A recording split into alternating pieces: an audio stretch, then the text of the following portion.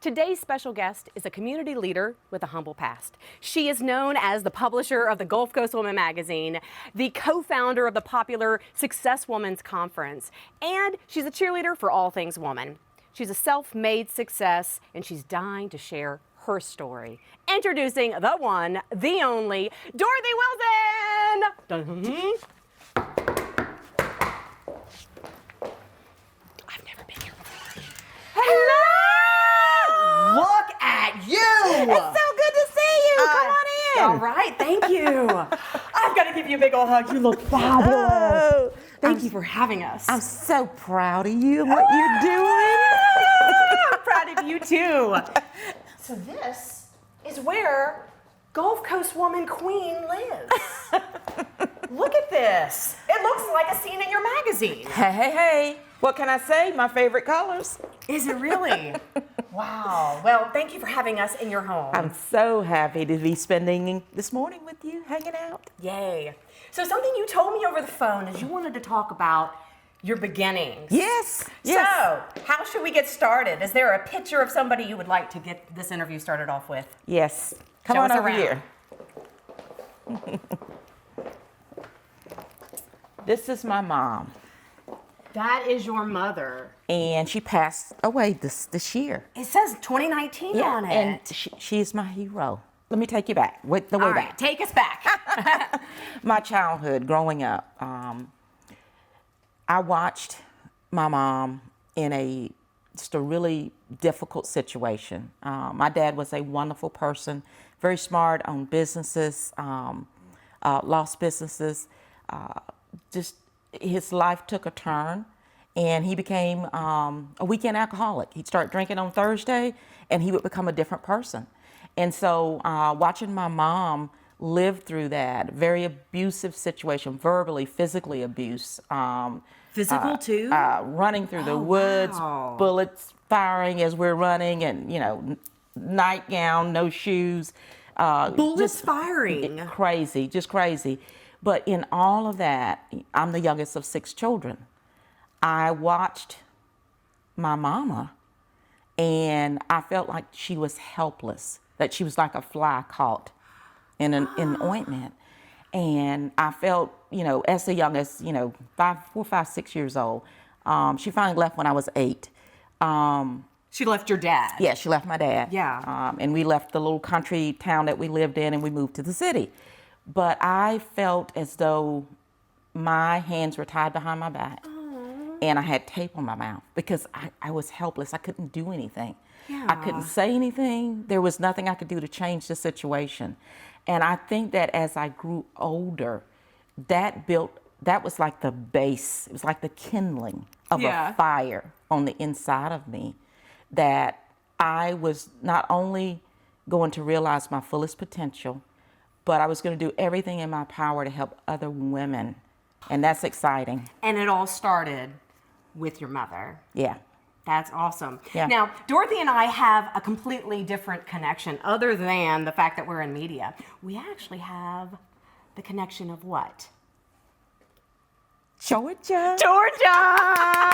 We're Georgia girls, UGA. We are. We both went to school at Georgia. Come on. Okay. Sick 'em. So you guys, after the break, we're going to take Dorothy back to her college days in more ways than one. So stay with us. Oh, that was fun already. Boom. Stay tuned for more Miss Congeniality.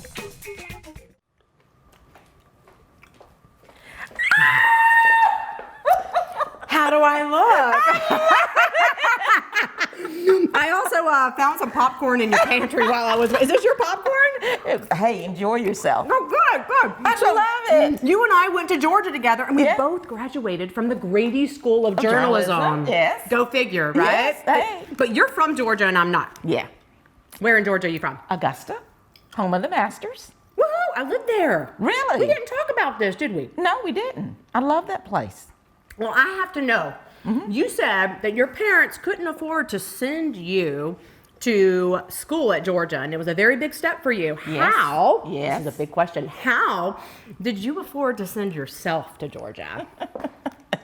it's all about making a decision that you want to do something. Okay. And then you take on this by any means necessary. And so my high school teachers, routed me towards scholarships and grants and different things. I applied for financial aid, and so I was determined that I would go. And I literally remember Saturdays where I the meal plan went Monday through Friday, and so Saturday, Sunday, I had no food. And I remember people would call me and say, "Well, how are you doing?" And it's like, "Can you send me some cans of soup?" So how many jobs did you have at Georgia? Okay, so because this is the big question. So I had a work-study job in the library. And then? So that was like from 11:45 to 1:32, so a couple hours a day. And, I put books up and all that stuff. It was so boring. Oh, my God, it was awful. And then during the week, I worked at Burger King at one point. I worked at Dairy Queen at one point. But then my steady job was McDonald's. I worked at the McDonald's at the mall. So you worked at Burger King and McDonald's? 3 jobs. 3 jobs. Well, folks, and what she doesn't know is we have a burger challenge for her. I know this was a really long time ago, but I want to know from your extended burger experience if you can tell the difference between the burgers, which is which. I know it's been a while. This is a Big Mac and that's a Whopper. Is it really? How do you know? The sauce.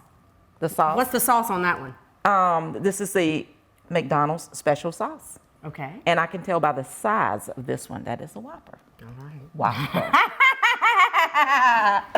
So, are there...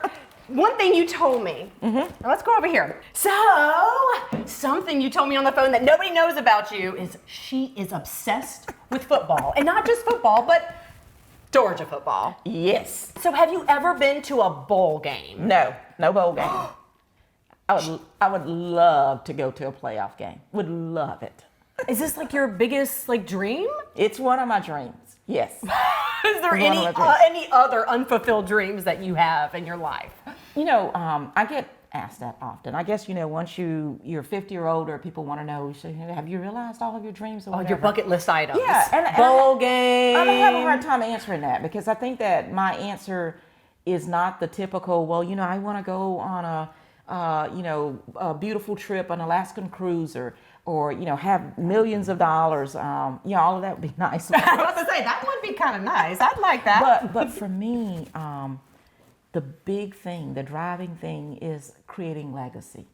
And what that looks like is raising my 2 sons in a manner where they have integrity, where they have character, and they have a great work ethic. And then teaching them that I'm not raising them, but I'm raising my grandchildren. Ooh, you're thinking really far in advance. Yes. And I tell them that we can travel this earth for, 80, 90, even 100 years. What really matters about life? I mean, it's just but a vapor, and we're gone. Life is really short, and you have that perspective as you get older. But the thing is that what did you do that mattered? What will live on past you being here?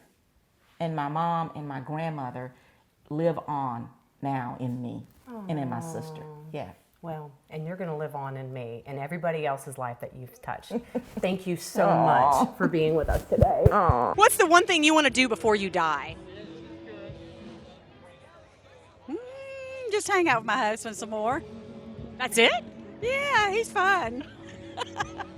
I want to go to Madrid, Spain, and hang out in the library and look up all the bills of lading for the sunken treasure ships. And I'm going to find me a treasure ship in the Bahamas. I'm going to go dive on it, and I'm going to pull up a pile of gold. I love it.